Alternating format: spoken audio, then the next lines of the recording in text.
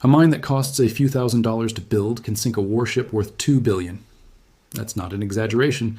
That's the actual math the U.S. Navy has been living with in the Strait of Hormuz for months, ever since Iran started quietly dropping explosives into one of the busiest shipping lanes on Earth, using nothing more than small fishing boats in the dark. And this week, the response to that threat got a lot more serious. Good morning, everybody. Today, we're breaking down Iran's underwater mine campaign in the Strait of Hormuz.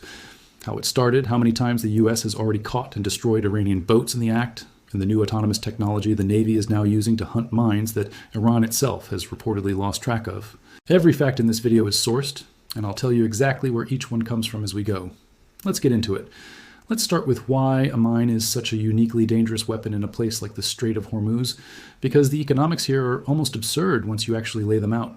According to reporting from Fox News, a single naval mine can cost as little as a few $1,000s to produce, and it's capable of crippling or even sinking a destroyer that costs the United States roughly $2 billion to build. This isn't a theoretical risk either. Back in 1988, the USS Samuel B. Roberts nearly sank after striking an Iranian mine in the Persian Gulf, an incident that's been part of naval planning doctrine in that region ever since. Mines are the ultimate asymmetric weapon. They're cheap, they're nearly silent, they don't require a sophisticated military to deploy, and they can be dropped from something as unassuming as a fishing dhow in the middle of the night with almost no warning at all. Think about that cost imbalance for a second, because it's really the whole story here in miniature.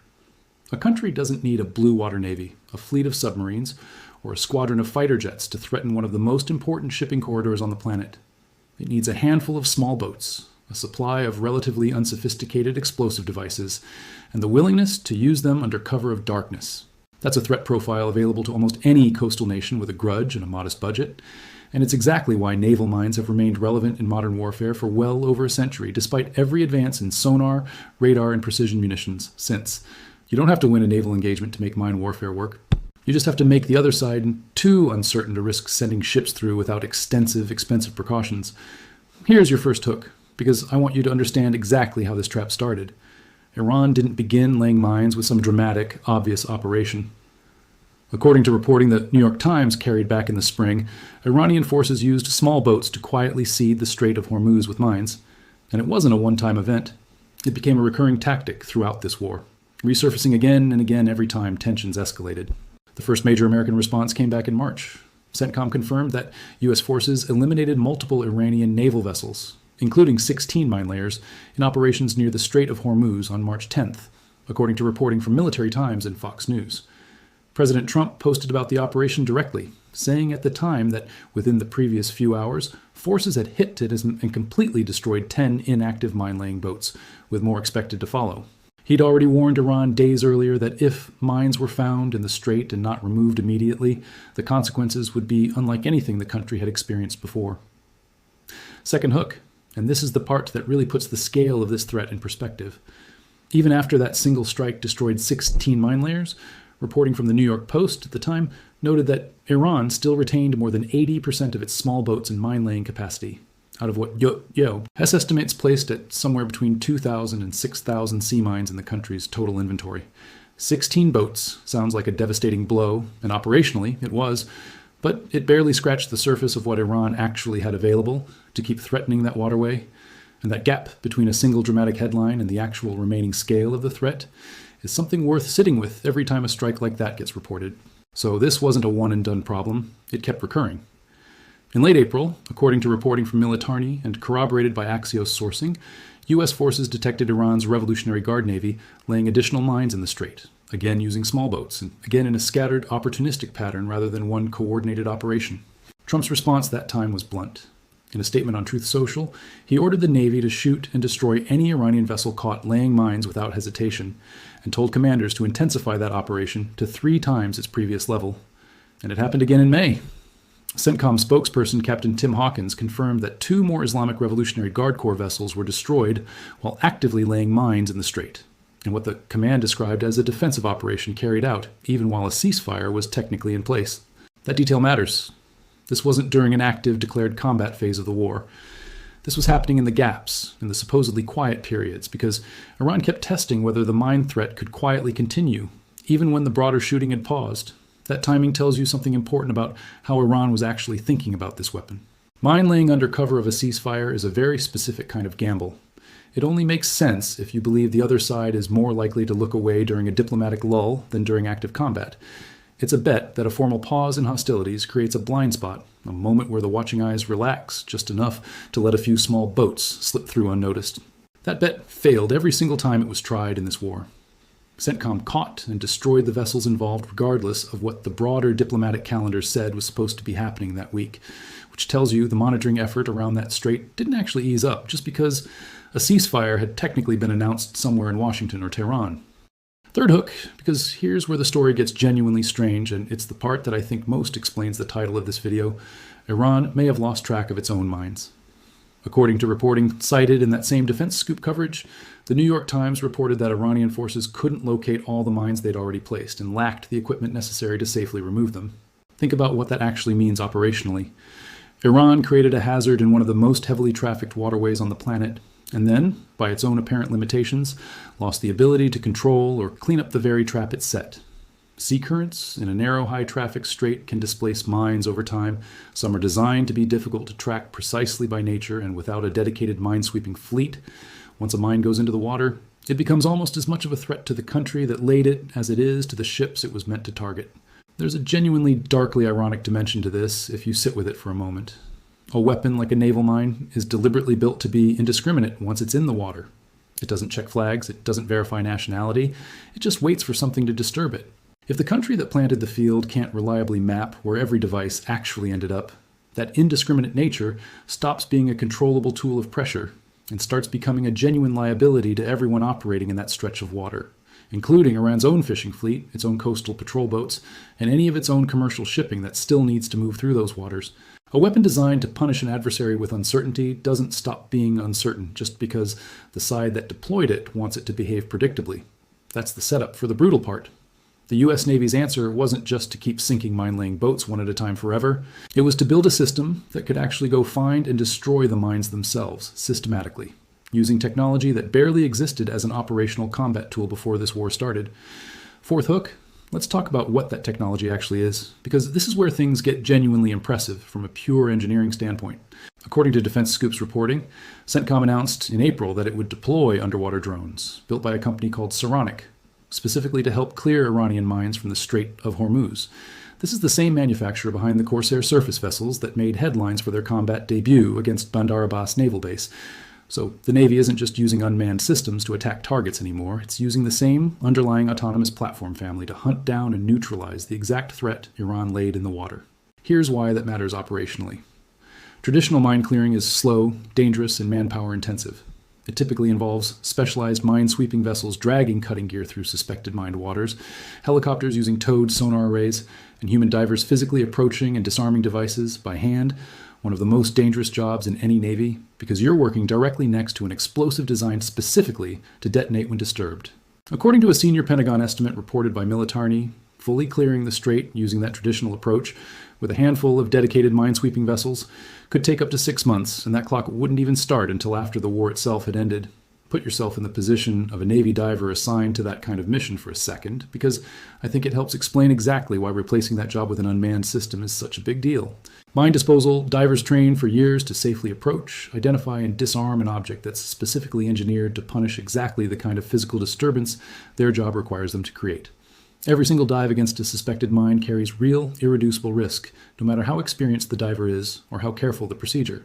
Every mine an autonomous system can safely locate and neutralize. Instead is a mission a human being never has to risk their life completing. That's not a minor efficiency gain. That's the actual moral weight behind why the Navy has been racing to field this technology as fast as it has throughout this entire war. Fifth hook. And this is the number that really tells you how much this changed things. That 6-month estimate just got cut down dramatically. According to a recent Tech Times report on a coalition summit held in London, a June 2026 agreement produced a new clearance timeline of just 40 to 50 days using autonomous underwater drones working alongside conventional minesweeping systems. That's not a small improvement. That's roughly an 80% reduction in the time needed to make one of the world's most important waterways safe again, achieved specifically because unmanned systems can now do a huge share of the dangerous detection and neutralization work that used to require putting human divers and slow-moving crewed vessels directly into a minefield. Let's actually walk through why autonomous systems are so much faster at this specific job, because it's not just about having more equipment. It's about the nature of the task itself. A minefield search is fundamentally a coverage problem. You need to methodically scan a huge area of seafloor and near-surface water, identify anything that might be a mine, verify it, and then either detonate it in place or disable it safely. Every one of those steps used to require either a slow-moving crewed vessel dragging sensors through the water, or a human diver getting close enough to make a visual identification.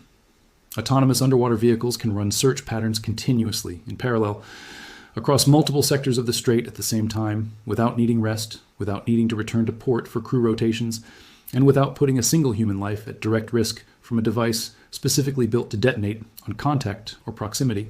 You can run dozens of these systems simultaneously in a way you simply cannot do with crewed minesweepers. And that parallelism is exactly what compresses a 6-month timeline down into 40 or 50 days.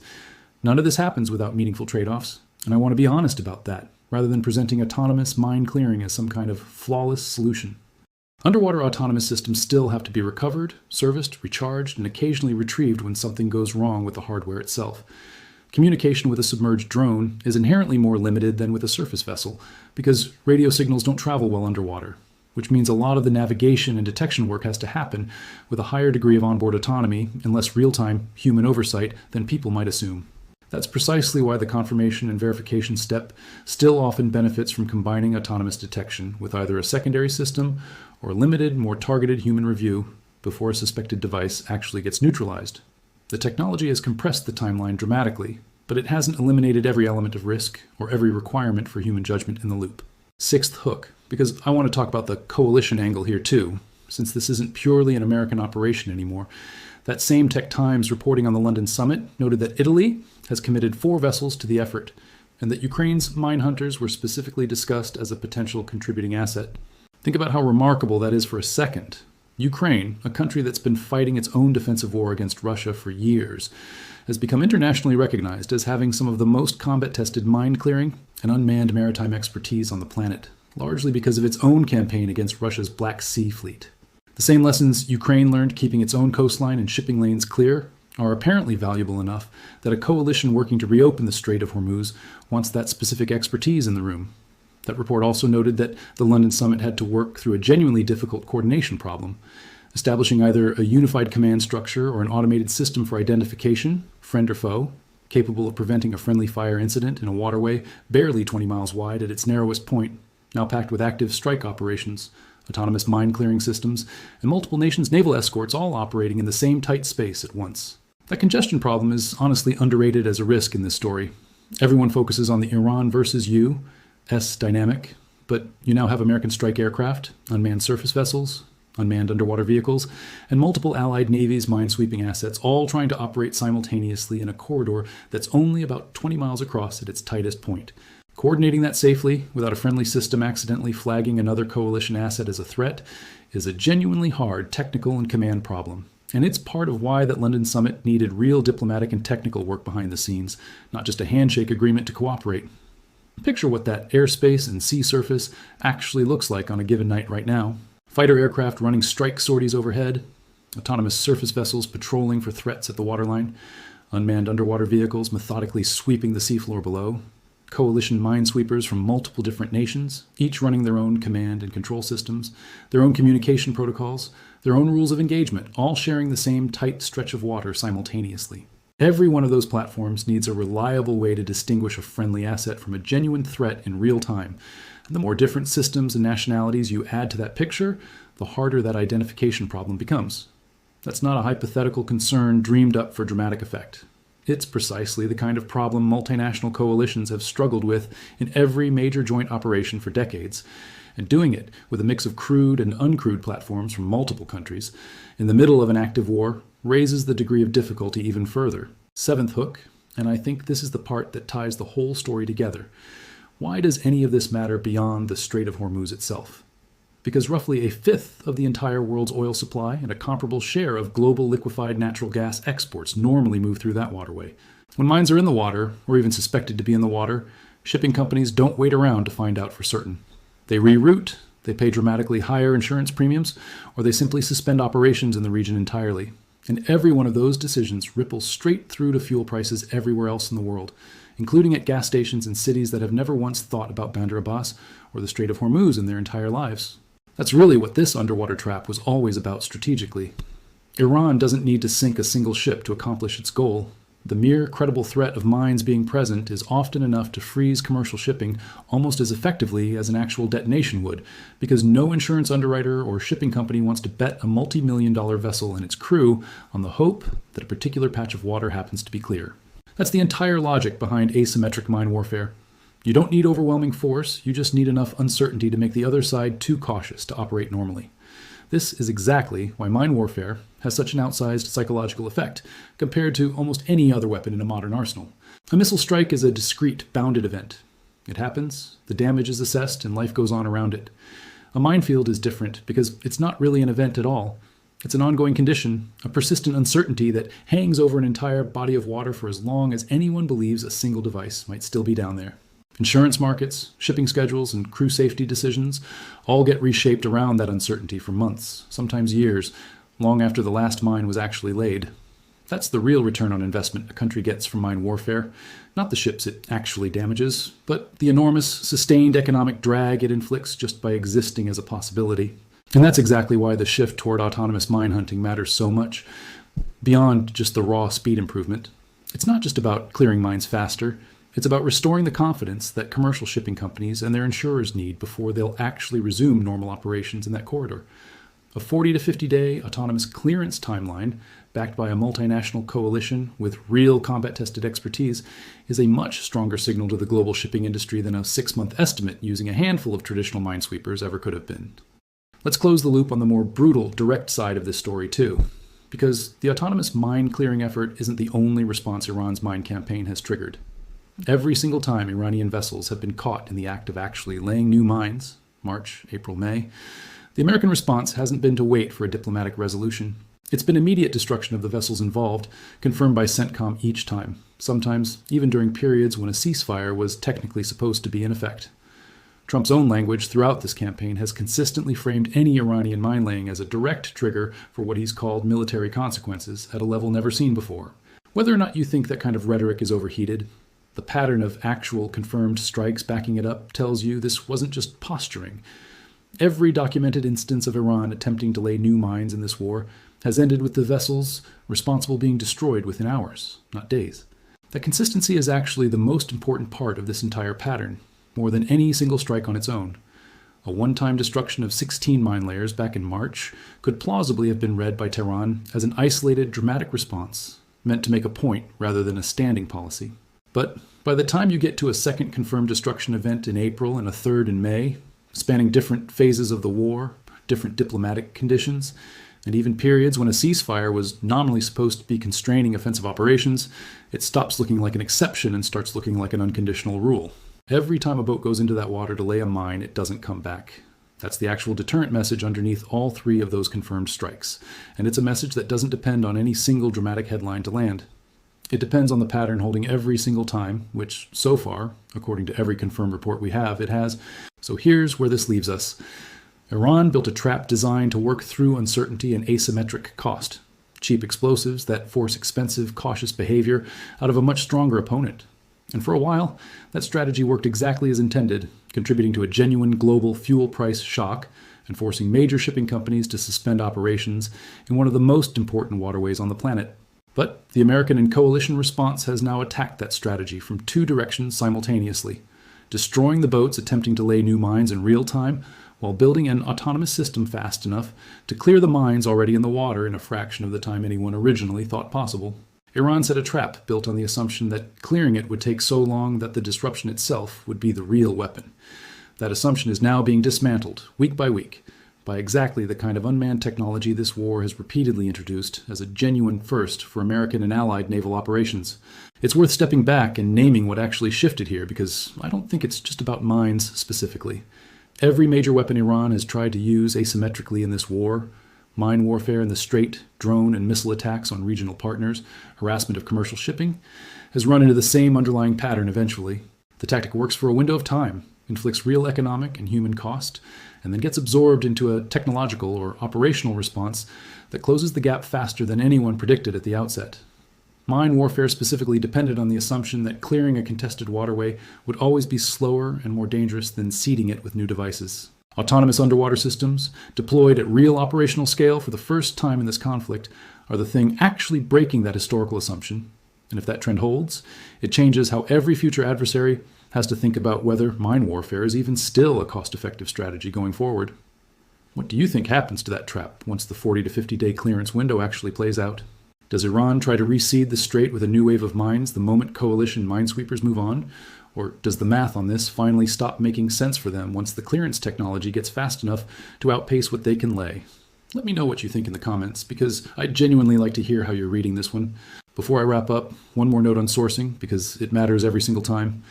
Everything in this video traces back to confirmed CENTCOM statements, reporting from Fox News, Military Times, the New York Post, Defense Scoop, Militarny, The Aviationist, and a recent coalition summit report from Tech Times, where a detail isn't independently confirmed, the exact current number of mines still in the water, the precise coordination method between coalition minesweeping assets. I told you plainly that it's still developing, because I'd rather you trust every single number in this video than impress you with one I couldn't actually back up. Thanks so much for watching all the way through. If this helped you understand just how strange and technical this underwater side of the war has become, that's exactly the goal here. I'll be back the moment there's confirmed movement on the clearance timeline, or the next time Iran tries to reseed that strait. Until then, take care of each other, stay informed, and I'll see you in the next one. One last thought before we close. Of everything we've covered in this war so far, this underwater story might be the one that gets the least attention relative to how much it actually matters. Airstrikes make for dramatic footage. A minefield doesn't. It's invisible, it's slow, and its damage shows up in insurance filings and fuel prices rather than explosions on camera.